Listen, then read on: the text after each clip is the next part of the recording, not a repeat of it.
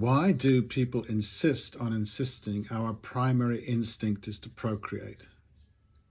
There it is, just trotted out with little evidence.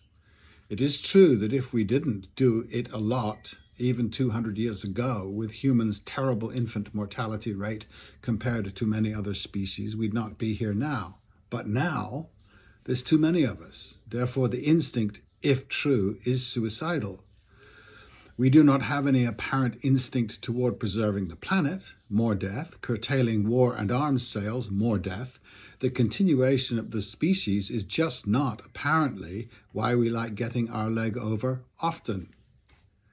We're not interested in the continuation of the species, only our little corner of it. Is this insistence a hangover of Victorian Europrudery? Quote, oh, yes, I like sex a lot, but it's because I'm trying to save the species. My horniness is actually altruism, end quote. Victorianism, what we might have been without the frumpy mother of how many? 9, whom amazingly for the time all lived into adulthood, unlike her poorer subjects. It is probably a slice of homophobia too. Quote, what they like is unnatural. They're not trying to save the species from extinction, end quote. It is true, it may be the drive of animals, we are animals, but seeing the wham bam thank you ma'am of most animal coitus, I think we differ, at least dears I do. Also, animals don't regularly engage in killing other animals of their own species or their children. The animals need no excuse for making whoopee, make no excuse about anything. We are unique in the kingdom. We are the kings of excuse making, the paragon of animals. So I challenge this bit of absolutism along with all the others that are wanting to belong to something bigger, or we're all seeking meaning in life. Looking at it lightly, there is a particular bunch that do believe these platitudes.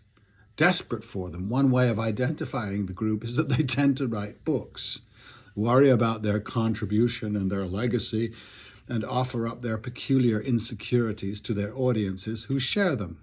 That's good.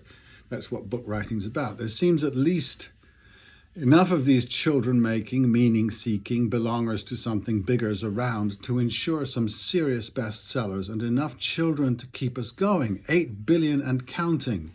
I think our instinct needs a little modifying or challenging. I do not know what it's about, and I think the impulse is not altruistic. I think many of us desire unconditional love, little people who depend on us, hopefully hang on our every word, and also look like us, until they become teenagers and we start to hate them. True story, some years ago, my love and I had a scare. She was not at all interested in being a mom and said she would abort. I kept driving, letting it sink in. In half an hour, I murmured, but it might be a little me. I confess, come on guys, you too. Observing many dads over the years, this need for a pint-sized courtier to Sir Dad is unquestionable. All power to all those who genuinely want children. I love them myself more than what they become, but I don't feel the urge to own. As the earth looks to be in dire need of fatherers who don't take it personal that Chucky strikes out in Little League, I am happy to take up some slack. I just don't need to. I think there's a genuine, deep masculine impulse to nurture, protect, and feed, and I have tons of that impulse. Be assured, but it tends universal, so bombing others' babies is regularly taken off my schedule. Does parenting make us happier families? I'm unqualified to say.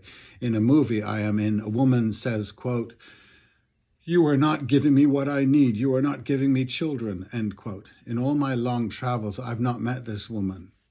The baby wanters in my life did not make it a deal breaker in our relationship, but my evidence is anecdotal, the only kind, useful, unless you read a book by one of the chronically unfulfilled looking for answers.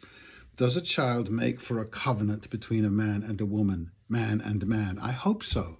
That sounds like a beautiful thing, and all TV commercials agree, which is a warning if you're trying to lead a happy life.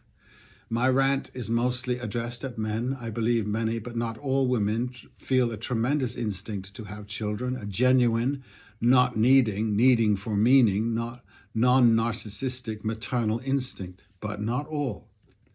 and the non-wanters deserve less stigmatizing. And it is the male who needs to be clear and capable of really enjoying the young ones when they arrive in his life. They have much to offer him beyond adoration. So my take, parents want to have children because they enrich their lives. The children may be grateful to you, but you should be way more grateful to them, given it was not their decision to be conceived or born. It required your will, planning, and sacrifice. But look what you got. And it will ground you in your community and church. If that is what you want, have at it.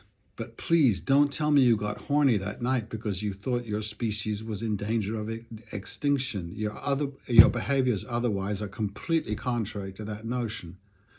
At this point, more babies threaten extinction, so get your stories straight. We all want peace, says John Mearsheimer. Do we? Do my fires dim? Do I feel alone, not lonely, but unreflected, while sisters and brothers all over the world huddle and alienate each from each other as if they need to? Maybe they do need to huddle. Maybe that's another of the absolutes. Humans need to huddle, like we all need to procreate, or capitalism raised billions out of poverty. Silly untruths that we pray to like Sinai. As important, it is the need of one that hangs us in prison cells. Do I feel this need? It is an option. I have tried. Be easy on the man in me. Don't call on him in vain. I took my place among you once. I never will again. End quote is my refrain. It seems this identification, this membership, brings the great throbbing sense of community that enables life. But it's in this my fires dim, I confess.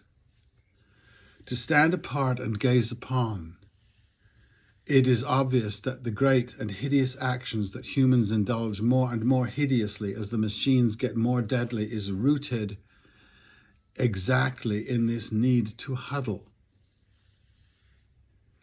Over and over, the group dynamic, the sordid tribalism overwhelms the individual's humanity. Do I hear the preacher say Muslims are not devils? Do you find yourself in a place where Israeli vengeance is more just than Arab?